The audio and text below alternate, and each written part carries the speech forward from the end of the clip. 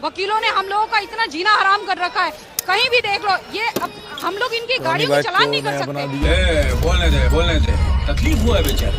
इनकी गाड़ियों में स्टिकर होते हैं, पीठ पे क्रेन द्वारा उठा के लाई गई गाड़ियां इनको, ये आके हमें धमकाते हैं, कहते हैं आपने हमारा स्टिकर नहीं देखा, हमारी गाड़ी उठाने की हिम्मत कैसे करी आपने, इतना तक हमें सुनाया जाता है। और कहते हैं आपको पता नहीं है, हम 1 मिनट में इकट्ठे हो जाएंगे, आपकी वर्दी उतरवा देंगे। ये भगवान क्या जुल्म है।